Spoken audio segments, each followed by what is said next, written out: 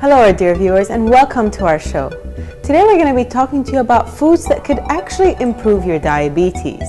So I know a lot of people are overwhelmed when they find out that they've been diagnosed with diabetes, or if they've had it for a while and they're not sure what to eat and ways they can control their food. So today we're going to be talking about some foods that you could be taking to actually improve your diabetes, and these are foods that actually won't get in the way of your blood sugar. As you may have known or heard or read somewhere, with diabetes the most important thing is that your blood sugar does not go up.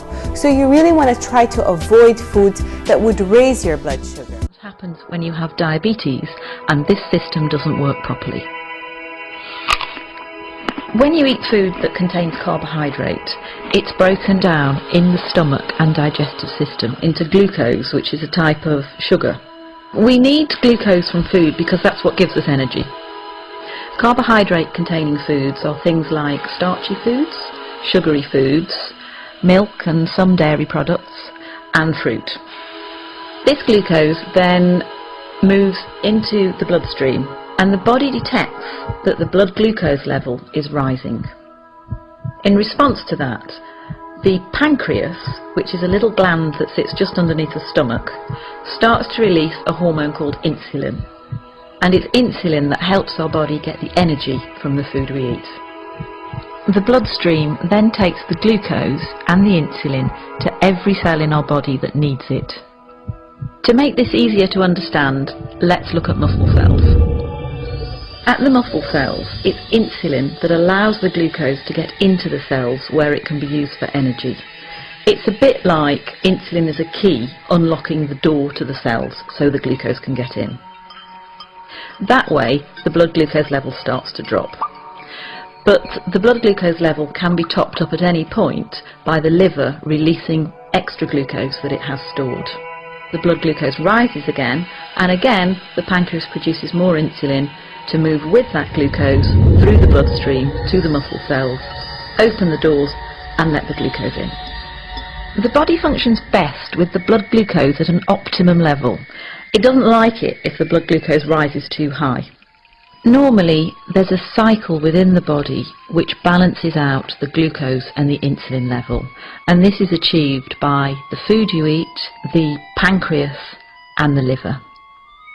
However, in some people, the system doesn't work properly and they develop diabetes.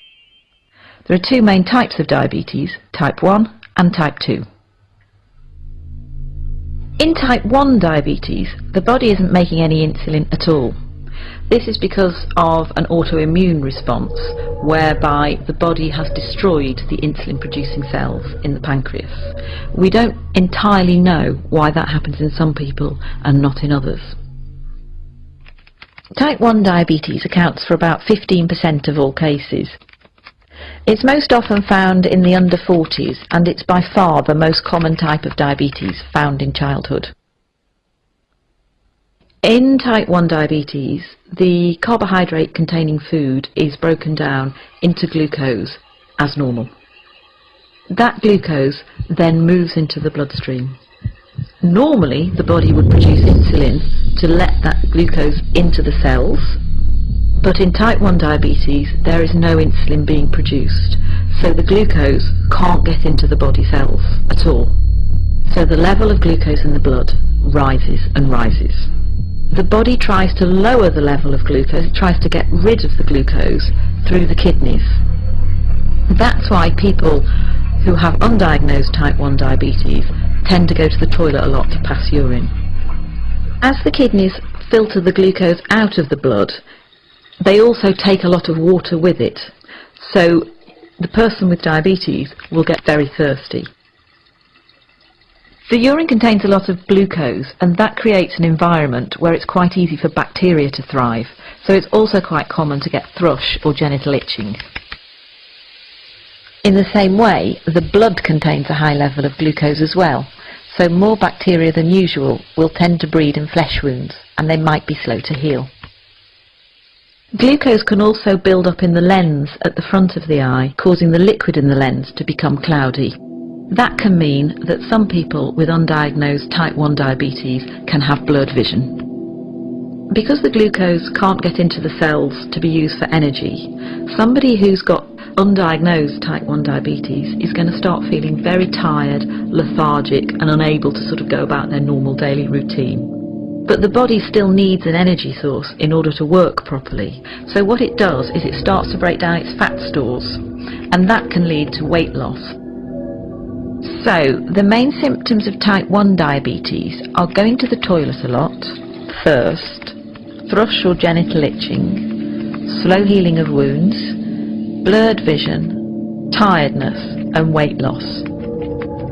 These symptoms generally happen quite quickly, often over a few weeks, and can be reversed once the diabetes is treated with insulin. Type 2 diabetes accounts for about 85% of all cases in the population. It's most common in the over 40 age group in the white population and in the over 25 age group in the black or South Asian population. Type 2 diabetes is a little more complex because there's slightly more processes at work. Either the body isn't producing quite enough insulin, or the insulin it is producing isn't working properly. That can be due to being overweight, because a build-up of fat can stop insulin doing its job properly, but it can also happen in people of a healthy weight. So in type 2 diabetes, the carbohydrate containing food is broken down into glucose in the stomach and digestive system as normal. That glucose then moves into the bloodstream. The pancreas starts to produce insulin, which moves with the glucose through the bloodstream to all the body cells which need glucose for energy. However, the glucose can't always get into the cells because the locks to the cell doors have become furred up with fat deposits. That means that the insulin can't open the cell doors properly. So the level of glucose in the blood continues to rise. In response to this, the pancreas produces even more insulin. So the blood glucose levels continue to rise and the insulin levels continue to rise.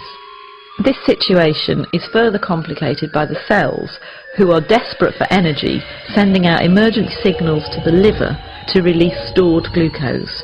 The blood glucose level goes up and up, and the pancreas produces more and more insulin until it can't cope anymore and eventually it wears out. As with type 1 diabetes, the symptoms of type 2 diabetes are going to the toilet a lot, thirst, thrush or genital itching, slow healing of wounds, blurred vision, tiredness and weight loss in some people. The symptoms for type 2 diabetes come along very slowly, and some people don't have any symptoms at all. So for that reason, people can live with type 2 diabetes for up to 10 years before they realise that they have it. Type 2 diabetes can be treated in a number of different ways. Initially, it may be sufficient to make changes to the food you're eating and to take extra physical activity or lose any weight that may be appropriate. But type 2 diabetes is a progressive condition, and most people will need some form of medication to treat it. And again, leafy greens do not raise your blood sugar, so you can have them anytime, and you can actually have them as a snack. So maybe just a bowl of leafy greens with some lemon juice on them to increase even the iron absorption in the leafy greens can be a great snack that will not get in the way of raising your blood sugar. Please stay tuned, we have some more tips to cover for you.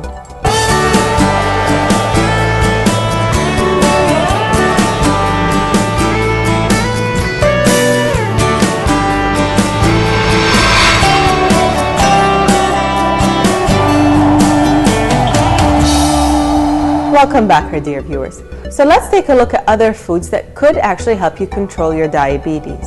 Now, I'm sure many of you have heard of the link between cinnamon and blood sugar, and yes, research has proven to us that cinnamon can actually improve your insulin sensitivity, and insulin is a hormone that helps take the sugar out of your blood and into your blood cells, so you don't have a lot of sugar in your blood.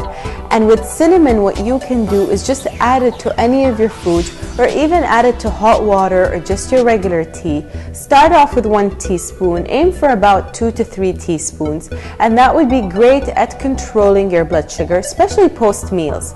And with cinnamon, make sure you're getting the Ceylon kind. So that's the best kind of cinnamon out there that actually doesn't have any toxic effect in it. But cinnamon isn't the only spice. Turmeric has also been found to be very beneficial to diabetics, especially because of the symptoms or the diseases that, unfortunately come with diabetes. So heart disease and eye damage and brain damage and these damages to these nerves, turmeric can actually help with these things. So that's a great, again, spice to add to your food to enhance your diabetes and, avoid all the complications of diabetes. We still have some more foods to cover, so please stay tuned.